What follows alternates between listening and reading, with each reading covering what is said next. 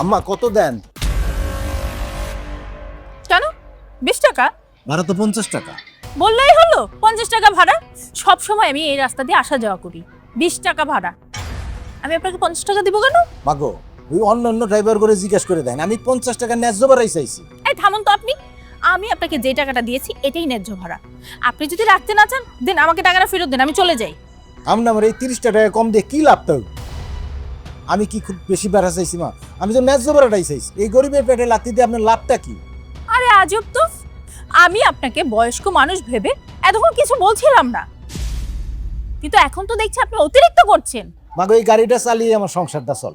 এটা নিয়ে যদি কথাটা না কই তাহলে যে আপনি কম টাকা দিয়ে যাবেন, আমার সংসারটা চলবো কেমনি করে মা? দিন আমার টাকাটা আমাকে দিন। মা,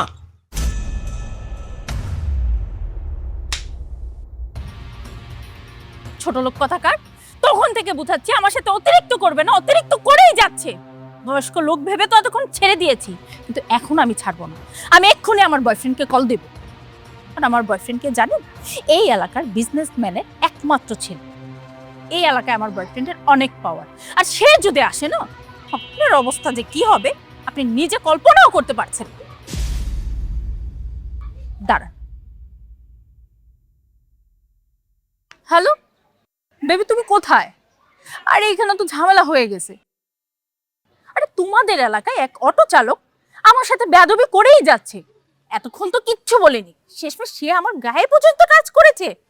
তুমি এই মুহূর্তে এখানে আসো, 3 রাস্তার মোড়ে আমি দাঁড়িয়ে আছি, এখানে সেটার ব্যবস্থা করো।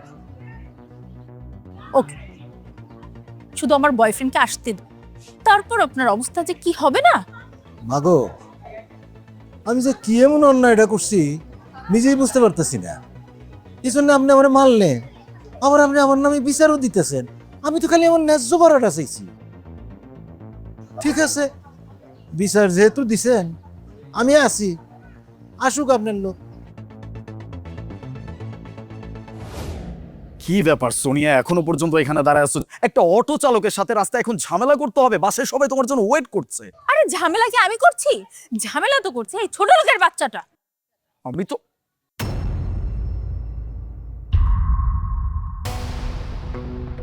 আরে তুমি জানো না, সে তখন থেকে আমার সাথে বেয়াদবি করতেছে, আবার গায়ে পর্যন্ত টাচ করেছে। তুমি একটা কাজ করো, জান, এর অটোটা আগুনে পুড়িয়ে দাও, তাহলে ওর শিক্ষা হবে। সোনিয়া, তুমি কার সম্পর্কে কি বলছো? কাকে কি বলছে মানে? এই ছোট লোকটাকে বলছি। আর তুমি এখনো দাঁড়িয়ে আছো কেন, যেখানে আমি তোমাকে বলছি যে এই ছোট লোকের বাচ্চাটার একটা ব্যবস্থা করতে হবে, আর তুমি দেখে হা করে দাঁড়িয়ে আছো। কিরে, এখনো দাঁড়িয়ে আছিস কেন? ব্যবস্থা নিবি না? নে, আমার ব্যবস্থা নে। কি ব্যাপার আলিফ, এই লোকটা তোমাকে তুই করে বলছে আর তুমি এখনো দাঁড়িয়ে আছো, কিচ্ছু বলবে না তুমি? কিরে, দাঁড়িয়ে আছিস কেন? তোর বন্ধু যেভাবে আমার গায়ে হাত তুলেছে, তুই আমার গায়ে হাত তুল। আলিফ, আমি কিচ্ছু বুঝতে পারতেছি না। অ্যাটলিস্ট তুমি আমাকে বলবে, মানে তোমরা এইভাবে কেন কথা বলছো? সোনিয়া, উনি আমার বাবা।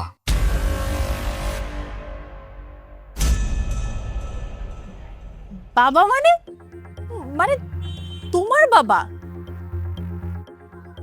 আমি একটা জিনিস বুঝতে পারতেছি না, তোমার বাবা অটো কেন চালাবে? অটো কি আর আমি এমনি এমনি চালাচ্ছি? আমার ছেলে আমাকে বলল সে একটি মেয়েকে পছন্দ করে। সে বললেই তো আর হলো না, আমাদেরকে একটু দেখার দায়িত্ব আছে। এজন্যই আজকে সকালবেলা আমি এই অটোটা নিয়ে বেরিয়েছিলাম। আমি তোমার বাড়ির সামনে গিয়ে দাঁড়িয়েছিলাম যাতে তুমি অন্য অটোতে না উঠতে পারো, এবং তারপরে যেটা দেখার সেটা তো দেখলাম।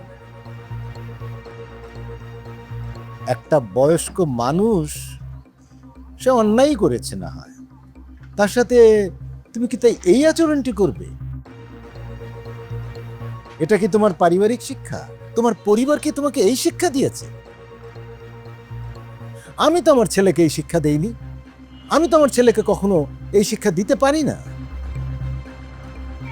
আমার ছেলে আমার কাছে যখন যেভাবে যা চেয়েছে আমি তার সব ইচ্ছা পূরণ করার চেষ্টা করেছি। তার এই ইচ্ছাটাও আমি পূরণ করতে পারতাম, কিন্তু এখন আমার ছেলেই বিবেচনা করবে সে কি করবে? কারণ তুমি তার বাবার গায়ে হাত তুলেছ। আচ্ছা, আমি যদি তার বাবা না হয়ে অন্য কোনো বয়স্ক মানুষ হতাম, আমার ছেলে এভাবে তার সাথে এই আচরণ করতে পারতো না। আমি তো এই শিক্ষা তাকে দেইনি। এখন আমার ছেলেই বিবেচনা করুক তার ইচ্ছাটা কি।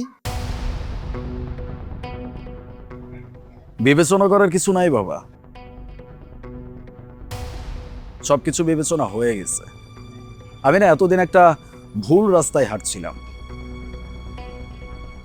হ্যাঁ, আমি যাকে ভালোবাসছি সে যে আসলে একটা অমানুষ,